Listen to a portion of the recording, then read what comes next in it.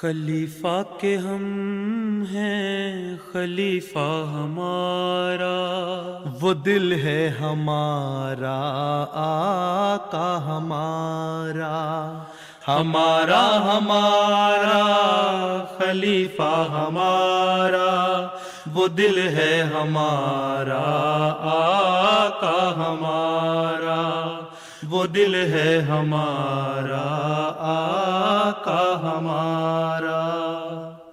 Assalamualaikum dan selamat datang di acara This Week with Huzur. Kami merasa terhormat untuk menyajikan sorotan dari Mulakat di mana Hadrat Khalifatul Masih Ayyadahullahu Ta'ala bin Aziz dengan penuh kasih bertemu dengan anggota Majelis Khudamul Ahmadiyah dari Amerika Serikat pada hari Senin.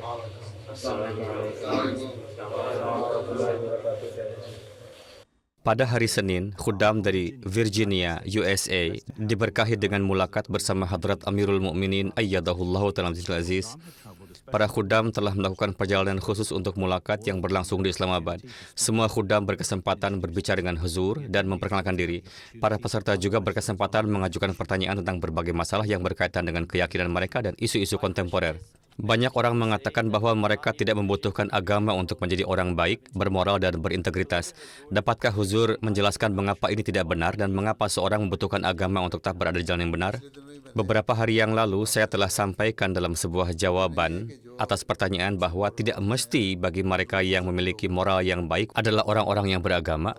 Ada banyak Muslim yang mengaku Muslim, tetapi lihatlah tindakan umat Islam saat ini. Moral mereka tidak begitu baik, malah ada orang-orang ateis yang memiliki moral lebih baik dari mereka. Beberapa orang yang bukan Muslim praktisi atau yang bukan Kristen atau yang tidak menganut agama apapun juga kadang dijumpai memiliki moral yang baik. Bukan berarti Islam atau agama tidak mengajarkan moral. Faktanya, setiap nabi yang datang di dunia ini telah mengajarkan moral yang baik. Ini adalah ajaran umum di antara mereka semua. Mereka mengajarkan bahwa seseorang harus percaya bahwa Tuhan itu Esa, beribadah kepadanya, dan memperlakukan orang lain dengan moral yang baik. Ini juga ajaran Kristen, Yahudi, dan Musa alaihissalam. Ini juga ajaran Rasulullah SAW dan Islam. Jadi setiap nabi mengajarkan moral yang menunjukkan bahwa dasar moral berasal dari agama. Maka dalam hal ini kita bisa mengatakan bahwa mereka yang belajar moral yang baik melakukannya melalui agama. Lain halnya ketika mereka mengatakan bahwa mereka tidak percaya kepada Tuhan dan agama. Faktanya adalah ada orang-orang yang mengembangkan moral yang baik tanpa percaya pada agama apapun. Tetapi Allah Ta'ala menyatakan bahwa jika Anda percaya pada agama, memenuhi hak-haknya dan memiliki moral yang baik, maka Dia akan memberi Anda pahala berlipat ganda. Itulah sebabnya Allah Ta'ala telah menyebutkan dalam Al-Quran bahwa orang-orang yang beriman kepada agama dan yang mendirikan salat, tetapi jika mereka tidak memenuhi hak-hak orang miskin dan tidak berbicara kebenaran, jika mereka terlibat dalam pertengkaran dan jika mereka merampas hak-hak orang lain, maka Allah tidak akan menerima ibadah mereka dan mereka akan dimasukkan ke neraka. Dengan demikian Allah Ta'ala telah menjelaskan sendiri bahwa tidak cukup hanya percaya pada agama, tetapi moral yang baik juga sangat penting. Sebagaimana ada hak-hak Allah Ta'ala, demikian juga hak-hak manusia. Allah Ta'ala memerintahkan untuk memenuhi hak-hak ini. Jika seseorang tidak memenuhi hak-hak manusia, maka hak-hak Allah yang dianggap telah dipenuhi menurut perkiraannya sendiri tidak akan diterima oleh Allah Ta'ala. Jadi orang-orang yang mengatakan bahwa agama telah menghancurkan kita, jelaskan kepada mereka bahwa ini tidak benar. Ajaran dasar agamalah yang memungkinkan Anda mengembangkan moral dalam diri Anda. Lain halnya jika seseorang secara bertahap telah meninggalkan ajaran agama mereka tetapi telah mengadopsi moral yang baik darinya. Namun orang yang percaya pada agama dan mengadopsi moral yang baik, kami percaya bahwa karena kehidupan yang sejati adalah kehidupan akhirat, seseorang akan diberi pahala berlipat ganda oleh Allah Ta'ala di akhirat. Dan pahala ini mungkin tidak diberikan kepada mereka yang tidak percaya pada agama. Kami percaya dan memiliki keyakinan yang teguh pada kehidupan akhirat. Seseorang akan meninggalkan dunia ini setelah berusia 80 atau 100 tahun. Seseorang mungkin hidup sampai usia 100 tahun atau 105 tahun. Kemarin salah satu mantan presiden Anda bernama Jimmy Carter meninggal pada usia 100 tahun. Sangat sedikit orang yang hidup lebih lama dari ini. Jika tidak, biasanya harapan hidup orang adalah antara 80 dan 90 tahun. Jadi Allah Ta'ala akan memberi pahala lebih banyak kepada orang beragama di akhirat. Ini adalah perspektif kita. Kita percaya pada agama, Tuhan, dan memiliki keyakinan dan kepastian yang teguh tentang akhirat. Dan itulah sebabnya perlu memiliki moral yang baik bersamaan dengan agama. Hanya mengatakan bahwa Anda adalah Muslim yang mendirikan salat tidaklah cukup. Allah Ta'ala menyatakan bahwa Dia akan melemparkan salat seseorang yang tidak tulus ke wajahnya. Oke? Jadi Allah Ta'ala sendiri telah menyebutkan hal ini. Jelaskan kepada mereka bahwa kami tidak pernah mengatakan bahwa Allah Ta'ala hanya akan mengampuni mereka yang mendirikan salat dan tidak mengampuni mereka yang tidak. Memang jika Anda melakukan pekerjaan yang baik, maka Dia akan mengampuni Anda. Allah Ta'ala Maha Kuasa dan Dia adalah pemilik. Dia bukan hakim, melainkan Dia adalah pemilik. Dia tidak terikat untuk selalu memberikan keadilan, melainkan Dia juga dapat mengampuni siapapun yang Dia kehendaki jika mereka telah melakukan perbuatan baik. Piare Huzur, pertanyaan saya adalah, jika kerabat dekat kami bukan Ahmadi, lalu apa tanggung jawab kita terhadap mereka? Di samping doa, bagaimana kita bisa membuat mereka menyadari kebenaran Ahmadiyah dan menerimanya? Faktanya adalah bahwa tidak ada paksaan dalam agama. Tidak ada paksaan. Kerabat-kerabat yang bukan Ahmadi, jika mereka memiliki hubungan baik dengan Anda, maka mereka melakukannya atas dasar menganggap Anda baik. Beberapa kerabat bukan Ahmadi dan mereka mengatakan bahwa karena seseorang telah menjadi Ahmadi, mereka memboikotnya. Mereka tidak mau berbicara dengannya, menentangnya, berusaha menimpakan kerugian terhadapnya. Namun kerabat-kerabat yang tetap menjalin hubungan dengan Anda, itu berarti sifat mereka baik. Oke? Jadi pertahankan persahabatan dan hubungan dengan mereka. Sesuai ajaran Islam, tunjukkan kepada mereka moral Anda yang baik. Kita baru saja membicarakan tentang moral, dan dimanapun mereka membutuhkan bantuan, bantulah mereka. Berbuat baiklah kepada mereka, berdoalah untuk mereka. Jadi, ketika mereka menyaksikan perilaku dan sikap Anda terhadap mereka, maka mereka akan menyadari bahwa ini adalah orang-orang baik, dan secara bertahap akan tiba saatnya ketika Allah Ta'ala akan membuka hati mereka, dan mereka juga akan menjadi Ahmadi. Allah Ta'ala tidak hanya mengatakan bahwa kerabat dekat Anda yang Muslim harus diperlakukan dengan baik. Allah Ta'ala berfirman untuk menjaga kerabat dekat Anda. Jagalah hubungan darah Anda, dan juga jaga hubungan darah istri Anda. Jadi, ketika Anda berperilaku seperti ini, maka siapapun itu, ketika Anda melakukan ini, hal itu akan memiliki dampak yang baik dan kedamaian serta keamanan dan akan terjalin di lingkungan tersebut. Dan secara bertahap ketika waktu itu tiba, jika Allah Ta'ala telah menetapkan bagi mereka untuk menerima agama atau menerima Islam, maka mereka akan melakukannya. Jika tidak, maka setidaknya Anda akan diberi pahala atas akhlak Anda. Assalamualaikum Piare Huzur. Waalaikumsalam. Huzur telah menyebutkan poin ini berkali-kali sebelumnya bahwa salat adalah aspek vital dari Islam. Pertanyaan saya adalah apakah ada metode atau strategi di mana kita dapat memberikan perhatian penuh terhadap salat atau kita dapat mengadopsi sesuatu di mana kita dapat melaksanakan salat tepat waktu dan tidak menjadi malas. Apapun pekerjaan yang Anda lakukan, Anda melakukannya karena Anda memiliki keinginan yang tulus untuk melakukannya. Oke? Mengapa kita perlu mendirikan salat? Apakah itu hanya untuk kepentingan Anda sendiri? Ada dua hal bagi seseorang. Yang pertama adalah untuk mencapai suatu target, seseorang akan bekerja. Dan yang kedua adalah jika seseorang mencintai orang lain, maka untuk mendapatkan cinta mereka, orang itu melakukan sesuatu untuk itu. Jika seseorang mematuhi apa yang dikatakan orang tuanya, maka dia tidak melakukannya demi mendapatkan uang, mendapatkan pakaian atau diberi makan oleh ibunya di malam hari. Bahkan jika tidak menunjukkan cinta sekalipun, ibunya tetap akan memberikan makanan. Oke? Namun Anda mencintai ibu Anda. Anda mencintai ayah Anda karena fakta bahwa mereka menjaga Anda. Seseorang mencintai ayahnya karena ini, benar? Jadi Allah Ta'ala berfirman bahwa Anda harus mencintainya lebih dari mereka. Seseorang harus mencintai Allah Ta'ala jauh lebih dari orang tuanya. Ketika Anda mencintai Allah Ta'ala, maka Anda secara alami juga akan beribadah kepadanya. Kemudian Anda juga akan memikirkan ibadah. Dan ketika Anda memikirkannya, maka Anda akan memperhatikan untuk mendirikan salat Anda. Karena Allah Ta'ala telah menyatakan dalam Al-Quran, Aku tidak menciptakan jin dan manusia, melainkan supaya mereka beribadah kepadaku. Allah Ta'ala menyatakan bahwa Dia tidak mendapat manfaat apapun dari ibadah kita. Faktanya, Anda yang akan mendapat manfaat darinya, bukan berarti Allah Ta'ala mendapat manfaat apapun darinya. Allah Ta'ala menyatakan bahwa manfaatnya kembali kepada Anda. Oke? Dengan demikian, Allah Ta'ala akan memberi Anda pahala. Dan melalui usaha kecil Anda, Dia akan memberikan pahala yang lebih besar dan pahala akhirat sebagai tambahan. Jika Anda menanamkan pemikiran ini dalam diri Anda bahwa Allah telah menciptakan kita, Dia telah menganugerahkan kita dengan semua karunia ini, Dia telah memberi kita rezeki ini, Dia telah memberi kita orang tua, Dia telah memberi mereka kemampuan untuk membayar keperluan saya telah dimampukan untuk belajar, saya telah diberi fasilitas seperti itu, saya telah diberi kesempatan untuk belajar di Amerika, dan saya bekerja di tempat yang baik, atau saya bisa melakukannya karena ada peluang yang baik, maka saya harus bersyukur kepada Allah Ta'ala. Allah Ta'ala berfirman bahwa jika kalian bersyukur kepadanya, maka Dia akan memberi Anda lebih banyak lagi. Jadi ketika seseorang bersyukur, maka dia mengungkapkannya. Oke? Jadi untuk mengungkapkannya, jika Anda ingin mengungkapkan syukur Anda, maka Allah Ta'ala berfirman, Anda harus datang kepadanya 5 kali sehari. Datanglah kepadanya 5 kali sehari. Dan Dia akan menambah rasa syukur Anda dan menambah karunia-Nya kepada Anda. Oleh karena itu, Anda harus membawa pola pikir Anda ke titik ini bahwa kita harus mencintai Allah Ta'ala. Dan ketika kita mencintai Allah Ta'ala, maka kita juga akan beribadah kepadanya.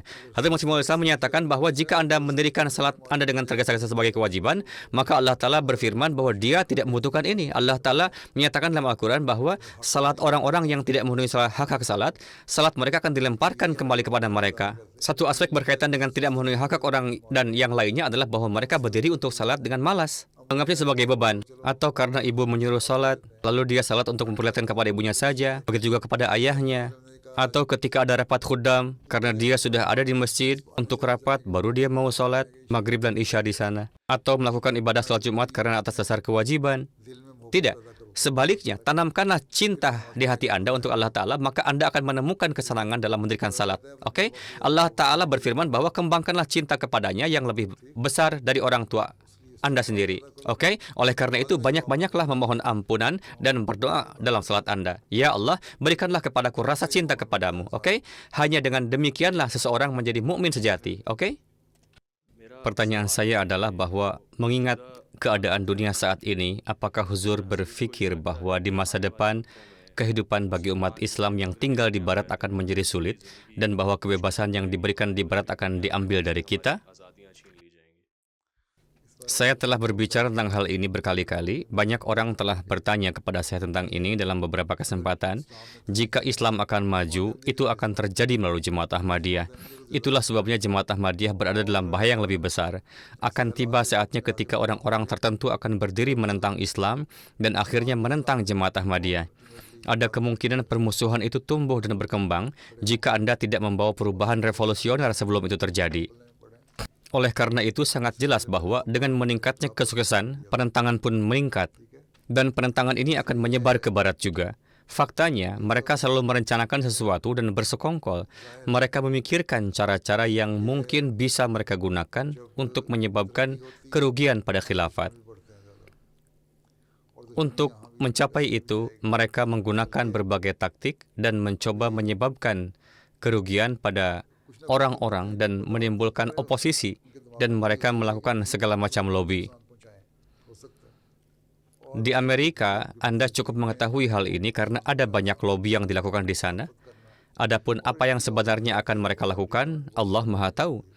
Namun sebelum itu terjadi, dengan upaya yang benar, karunia Allah Ta'ala, dan dengan doa, Allah Ta'ala dapat menyelamatkan kita dari ini. Karenanya, kita harus berusaha dan inilah mengapa saya katakan bahwa mulai sekarang, kita harus menyebarkan pesan kita di mana-mana. Bukannya seharusnya tidak hanya setelah 45.000 warga Palestina terbunuh, orang-orang di Barat termasuk Yahudi, Kristen, bahkan ateis mulai mengangkat suara. Mereka mengatakan bahwa ini tidak adil dan merupakan genosida. Mereka mulai berbicara menentang Israel setelah tidak ada yang berbicara menentang mereka sampai 30 hingga 40.000 orang terbunuh. 70% di antaranya adalah anak-anak. Jadi, dengan cara yang sama, daripada menunggu ketidakadilan seperti itu dilakukan terhadap Islam, sehingga orang-orang mulai mati dan baru kemudian ada reaksi dari orang-orang ini, kita harus memperkenalkan diri kita dan apa yang kita perjuangkan. Itulah sebabnya saya katakan bahwa Anda harus melakukan tabligh di negara-negara masing-masing, atau setidaknya memperkenalkan Ahmadiyah.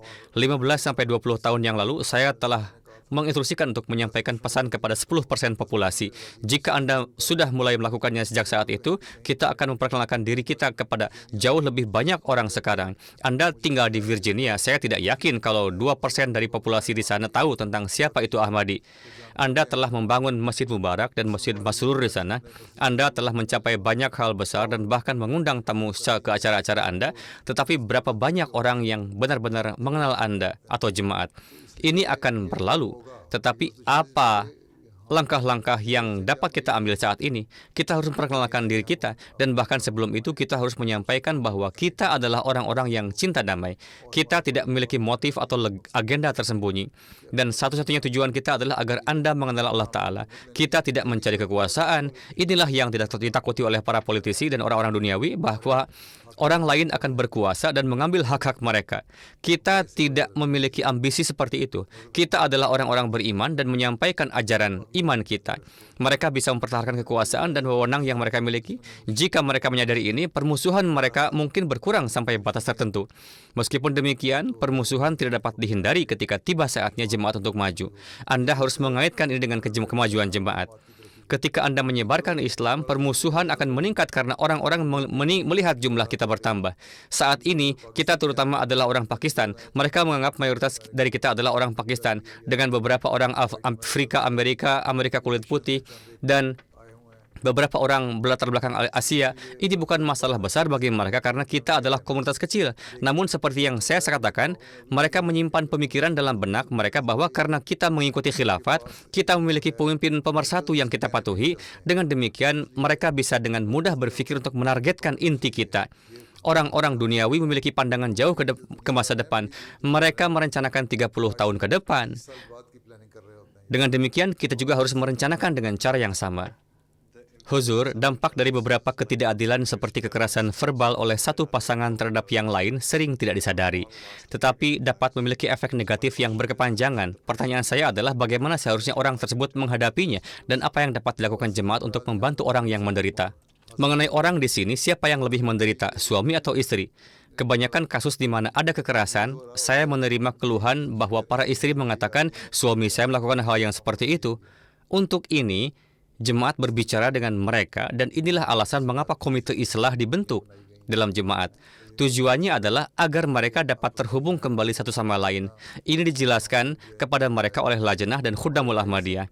Suami dan istri harus sama-sama memenuhi hak-hak mereka satu sama lain. Mengapa perpecahan tercipta di antara pasangan? Ketika seseorang bertanya kepada saya katakan bahwa keduanya harus memahami bahwa tidak ada yang sempurna. Tidak ada yang bisa mengatakan bahwa saya sempurna dan Anda salah. Mereka juga memiliki kelemahan dan Anda juga. Setiap orang memiliki kekurangan. Mata, lidah, dan telinga Anda. Tutuplah ketika Anda melihat kesalahan orang lain. Maka Anda akan bahagia. Jika Anda terus menunjukkan kesalahan, maka perpecahan akan sangat meningkat. Seharusnya tidak ada terlalu banyak konfrontasi. Jemaat juga memiliki komite islah. Mereka harus mencatat ini. Jika seseorang adalah mukmin sejati, jika mereka memenuhi hak-hak suami atau istri mereka, lalu mengapa mereka harus bertengkar? Jangan menganggap diri Anda sempurna. Penuhi hak-hak istri Anda, dan istri harus memenuhi hak-hak suaminya. Ini adalah pemahaman yang harus ada di antara keduanya. Dan ketika Anda memahami apa akar penyebab perpecahan itu, cobalah untuk menyelesaikannya. Anda akan lebih tahu penyebabnya, bukan? Ketika Anda datang ke jemaat, Anda bahkan tidak akan memberitahu mereka semuanya, bukan? Siapa yang akan mengaku bahwa ini salah saya? Dan kapan istri akan mengatakan bahwa ini adalah salah saya? Dia akan mengatakan dia yang salah. Dan dia akan mengatakan, ini bukan salah saya, ini salah istri saya. Mereka berdua hanya akan saling menyalahkan, bukan? Kemudian kasus-kasus terus berlarut. Ketika litigasi dimulai, mereka tidak pernah berakhir. Itulah sebabnya hal pertama adalah pemahaman dan kebenaran. Raih ketakwaan dan raih rasa takut kepada Allah Ta'ala, maka semuanya akan baik-baik saja. Kemudian komite islah jemaat juga dapat bekerja secara efektif. Begitu juga dengan Lajnah dan Khuddamul Ahmadiyah. Oke? Islam tidak hanya menyatakan bahwa seseorang harus memperoleh haknya sendiri. Islam menyatakan bahwa seseorang harus memberikan hak orang lain. Ketika keduanya memiliki mentalitas ini, maka tidak ada konfrontasi yang dapat terjadi.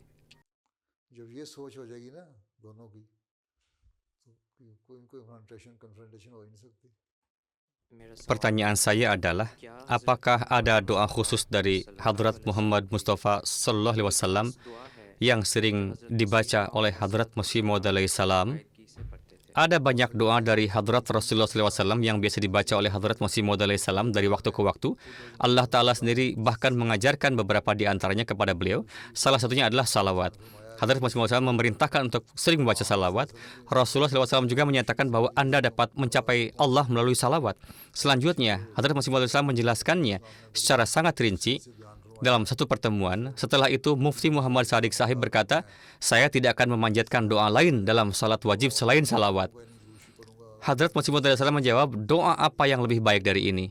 Ini sangat baik, dan saya pun membacanya.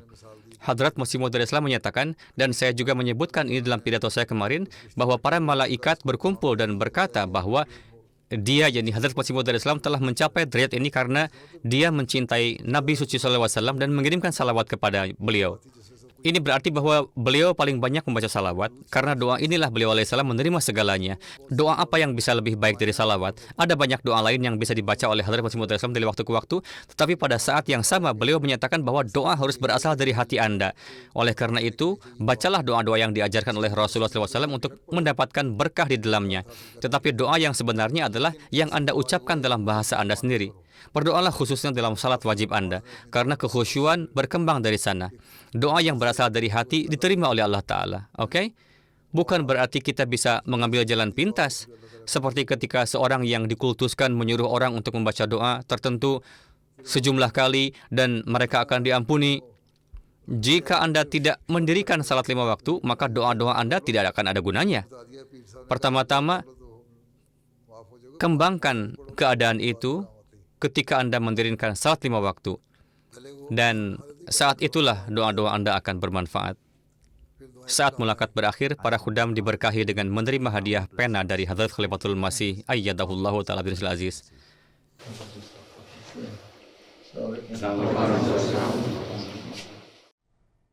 Itu tadi adalah sorotan dari mulakat yang berlangsung pada hari Senin. Kita sekarang mengakhiri dengan segmen terakhir kita, ringkasan khutbah Jumat. Dalam khutbah Jumat hari ini, Hazur Ayyadahullahu Ta'ala bin Aziz mengumumkan dimulainya tahun ke-68 Waqf Jadid. Menjelang akhir khutbah, Hazur meminta doa untuk Ahmadi di seluruh dunia dan untuk keadaan umum dunia. Berdoalah juga agar tahun yang akan datang, 2025, terbukti menjadi tahun yang penuh berkah bagi jemaat. Semoga Allah Ta'ala melindungi jemaat dari segala kejahatan. Kelompok-kelompok ekstremis dan kaki tangan mereka di Pakistan menjadi marah dan brutal dari waktu ke waktu karena penentangan mereka terhadap jemaat, dan dalam beberapa kasus dengan perlindungan pemerintah, mereka melakukan segala bentuk kekejaman. Pemakaman tidak aman, begitu pula rumah-rumah orang. Semoga Allah Ta'ala memastikan cara untuk menangkap para penindas ini dengan cepat, dan semoga Dia menjaga Ahmadi dalam perlindungannya. Mereka telah mengarahkan pandangan mereka ke Rabuah. Semoga Allah penjaganya tetap aman. Beberapa waktu lalu, saya mengingatkan semua orang untuk memusatkan perhatian mereka pada salawat dan doa-doa lainnya. Para Ahmadi di Pakistan harus khususnya membacanya, serta setiap Ahmadi di dunia.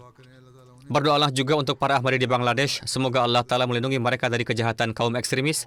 Sebuah pemerintahan baru juga telah berkuasa di Suriah. Semoga Allah melindungi Ahmadi dari setiap bentuk kekacauan dan memastikan keselamatan mereka. Demikian pula ada negara-negara lain, ada negara-negara di Afrika. Semoga Allah Ta'ala menjaga Ahmadi dalam perlindungannya. Adalah tugas setiap Ahmadi untuk berdoa dengan sungguh-sungguh untuk ini dan untuk negara mereka sendiri. Orang Pakistan yang tinggal di luar negeri harus berdoa untuk Pakistan. Berdoalah untuk dunia secara umum dan situasi mengenai perang. Semoga Allah Ta'ala melindungi setiap orang yang tidak bersalah dan tertindas dari konsekuensi yang merugikan. Orang-orang ini merayakan tahun baru dengan semangat besar, melalui kembang api dan petasan, tetapi setiap orang hanya melihat kebahagiaan mereka sendiri. Mereka tidak memiliki simpati terhadap rasa sakit orang lain.